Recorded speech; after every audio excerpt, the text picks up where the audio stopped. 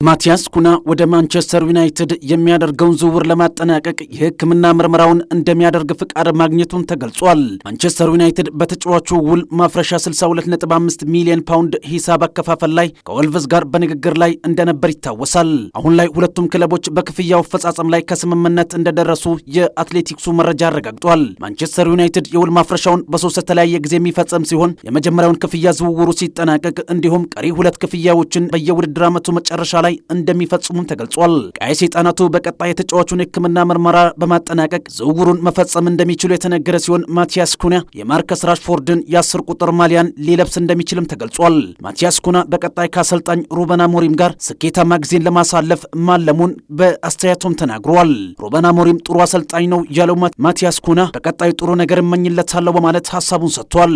እሱ በፖርቹጋል ያሳካውን እንደሚደግመው ተስፋ አደርጋለሁ። እንደ ፈጣሪ ፍቃድ በጋራ እናደርገዋለን። እሱን ለመርዳት የቻልኩትን አደርጋለሁ ሲል ተጫዋቹ በሰጠው አስተያየት ተደምጧል። ላሚን ያማል በባርሴሎና ቤት ውሉን ማራዘሙ ተሰማም። የካታላኑ ክለብ የባርሴሎናው ኮከብ ተጫዋች ላሚን ያማል አዲስ የ6 ዓመት ኮንትራት መፈረሙ የተነገረ ሲሆን በክለቡ እስከ 2031 የሚያቆይ መሆኑም ተገልጿል። የ17 ዓመቱ ላሚን ያማል የነበረው ኮንትራት በ2026 የውድድር ዘመን እንደሚጠናቀቅ ቢታወቅም 1 ሚሊዮን ዩሮ የውል ማፍረሻም ተቀምጦለታል። ይሁንና ላሚን ያማል አዲስ የተፈራረመው ኮንትራት የክለቡን ከፍተኛ ተከፋይ እንደሚያደርገው ተሰምቷል። በውድድር ዓመቱ ከአሰልጣኝ ሃንስ ዲተር ፍሊክ ጋር እጅግ አስደናቂ ጊዜን ያሳለፈው ይህ ተጫዋች ባርሴሎና ዘንድሮ የሶስትዮሽ ዋንጫን እንዲያሳካ ትልቁን ሚና ተጫውቷል። በ106 ጨዋታዎች ተሰልፎ መጫወት የቻለው ላሚን ያማል በዘንድሮ የውድድር ዓመት 18 ጎል አስቆጥሮ 25 ለግብ የሚሆኑ ኳሶችን አመቻችቶ ማቀብሏል። ታዲያ ትላንት እስከ 2031 በሚያቆይ ኮንትራት ውሉን ያራዘመው ላሚን ያማል በፍርሚያው ላይ ሴት አያቱ ባለመኖራቸው ይፋዊ ፎቶ ያልተነሳ ሲሆን በቀጣይ ሐምሌ ወር ላይ ከአያቱ ጋር በመሆን የፎቶ ፕሮግራሙን እንደሚያከናውንም ተገልጿል። የኢሮፓ ኮንፈረንስ ሊግ የፍጻሜ ጨዋታ ዛሬ ምሽት በቼልሲና በሪያል ቤቲስ መካከል ይከናወናል። በፖላንድ ሮክላው ስቴዲየም የሚደረገው የፍጻሜ ጨዋታ በጉጉት ሲጠበቅ ሁለቱ ክለቦች ዋንጫውን ለማሳካት ከፍተኛ ተጋድሎ እንደሚያደርጉም ይጠበቃል።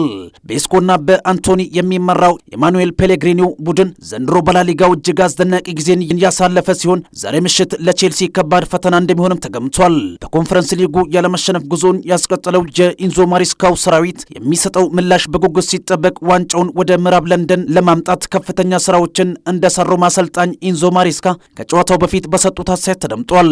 ጥሩ የውድድር ጊዜ ነው ያሳለፍነው፣ ነገር ግን ዋንጫውን ማሸነፍ ከቻለን ለእኛ ምርጡ ዓመት ይሆናል ሲሉም ኢንዞ ማሪስካ አክለው ሀሳባቸውን ሰጥቷል። ቼልሲ ሁሉንም የአውሮፓ መድረክ ዋንጫዎችን ማሸነፍ ይችላል፣ ይህ ከሆነ ለክለቡና ለደጋፊዎቹ ደስተኛ ያደርጋቸዋልም ብሏል።